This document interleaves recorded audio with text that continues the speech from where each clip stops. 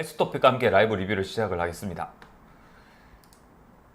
지난 화요일에 헤마토크리트 적혈구 용적률이라 해서 혈액 중에 적혈구가 차지하고 있는 비율에 대해서 간략하게 말씀을 드렸고요. 이 헤마토크리트가 혈액 점도와 혈류 저항에 영향을 미친다라고 간략하게 정리를 해드렸습니다. 그래서 여기서 조금 더 나아가서 자세하게 살펴보면 이 그래프에서 보시다시피 보통 혈액이라 하면 전혈이다라고 많이 부르거든요. 비유해서 모래 섞인 물이다라고 생각을 하시면 되거든요. 똑같은 액체처럼 보이지만은 물과 혈액은 엄연히 다른 형태를 가지고 있습니다. 그래서 이 전혈이라고 하는 개념은 그 속에 세포라고 하는 유형의 물질들 뿐만 아니라 단백질, 그 다음에 혈장 속에 녹아있는 무수한 전해질과 영양소들이 다 포함되어 있는 그런 개념들인 거죠. 그래서 이 전혈의 점도는 헤마토크리트에 의해 가지고 점점 더 이렇게 상승하는 모습을 보이는데, 이 그래프가 선형이 아니라 적혈구의 비율이 증가하면 증가할수록 상당히 현저히 증가하는 형태, 약간 그 지수 그래프 형태처럼 보이죠. 그래서 만약에 적혈구가 거의 없다, 그럼 만약에 혈장이다 할 경우에는 이제 물의 한 1.5배 정도 됩니다. 그 혈장 그 자체도 단백질에 들어있고 하기 때문에 단백질의 농도라든지 아니면 혈장 내에 들어있는 단백질의 종류에 따라서 점도가 좀 달라질 수가 있는데요. 하지만 그 영향이 헤마토크리트에 비해서는 상당히 좀 미미하기 때문에 혈류 역학적으로는 혈장에 들어있는 단백질의 종류나 농도보다는 이 적혈구의 비율을 상당히 좀 중요하게 생각을 하게 됩니다. 그래서 보통 우리가 정상 범위에 있는 헤마토크리트를 한 40 정도로 생각을 한다 하면요, 그럼 40% 정도가 이제 적혈구다라는 얘기가 되겠죠. 그때의 전혈의 점도는 약 한 3, 4 정도, 살짝 4가 못 되는 그런 형태가 되는 것 같습니다. 이걸 정상 혈액 점도로 보시면 됩니다. 어떤 의미를 갖냐면은 이제 동일한 혈관에 혈액을 흘렸을 때에 주어져야 되는 양 끝단의 압력 차가 물보다는 한 3, 4배 정도로 더 많이 걸어줘야 된다는 얘기가 되는 거죠. 그렇다면 혈압에 영향을 미치는, 가장 큰 영향을 미치는 게 뭐라고 제가 설명을 드린지 기억나시나요? 가장 작은 변화로도 혈류 속도나 아니면 혈류량에 큰 영향을 미칠 수 있는 부분이 바로 혈관의 직경이라고 말씀드렸습니다. 그래서 우리 몸은 각 동맥의 직경의 변화를 이용을 해가지고 혈압 변화를 유기적으로 우리 몸에 필요한 조직에 혈액이 충분하게 공급될 수 있도록 조절을 한다라고 말씀을 드렸어요. 거기에 또 아주 깊이 관여를 하는 게 세동맥이라고 하는 동맥들이고요. 그래서 이제 게이트키퍼가 된다라고 말씀을 드렸습니다.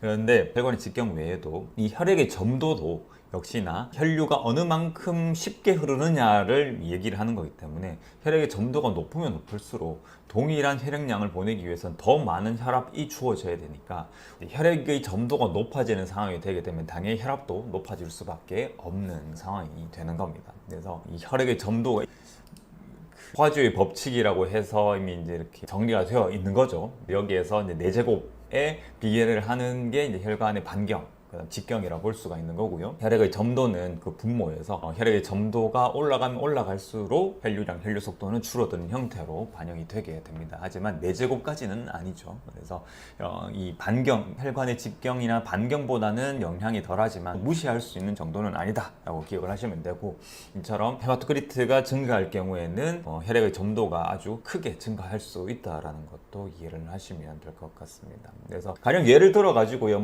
우리 몸에서 적혈구 의 전체적인 용적 이 비율이 증가하는 다양한 원인이 있겠습니다만은, 그래도 이제 만약 여름철이니까 탈수의 얘기를 드리면은 땀을 많이 흘리고 그런데 수분 공급이 제대로 되질 않거나 전해질 공급이 제대로 되질 않아서 전체적인 순환 혈액의 양이 많이 줄어드는 그런 상황이 되게 되면 당연히도 전혈 중에서 이 혈장의 비율이 상대적으로 좀 줄어들 수밖에 없을 겁니다. 그러면은 적혈구 용적 전체적인 이 헤마토크리트의 숫자가 늘어나게 되는 결과를 만들어지게 되고요. 그러면 혈액의 점도가 올라가겠죠.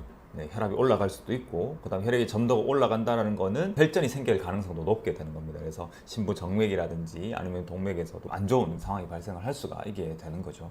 이런 이제 혈액의 점도라는 개념, 혈관의 직경이라는 개념, 사실 여러분들이 처음에 들으셨을 때는 조금은 어려우실 수도 있고 용어 자체는 좀 생소하실 수도 있어요. 하지만 계속해서 이렇게 따라오시다 보면 우리의 몸이 혈압이라고 하는 것으로만 순환이 조절되는 게 아니구나. 이 혈압이라고 하는 거는 점도라든지 그 외에도 혈류의 흐름에 영향을 미칠 수 있는 요소들, 혈관의 직경이라든지 다양한 요소들에 의해 가지고 반영이 되는 그런 부분이구나.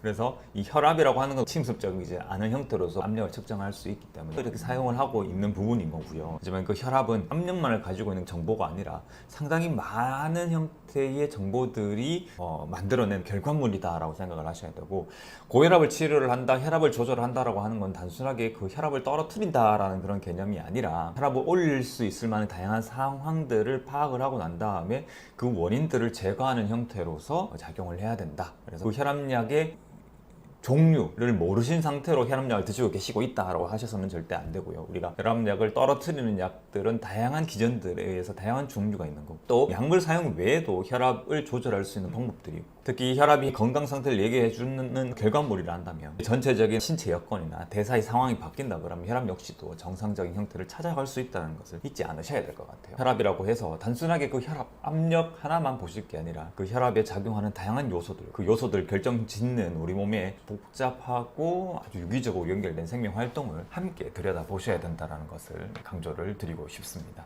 우리가 건강을 회복하는 건 참 쉬운 일이 아니다, 이런 것을 잊지 않으셔야 되고, 만약 지금 건강한 상태에 계신 분들은 건강함에 대해서 항상 소중하게 생각을 하시고 지켜나가실 수 있도록 노력을 하실 필요가 있습니다. 오늘의 헬스 토픽은 여기까지고요.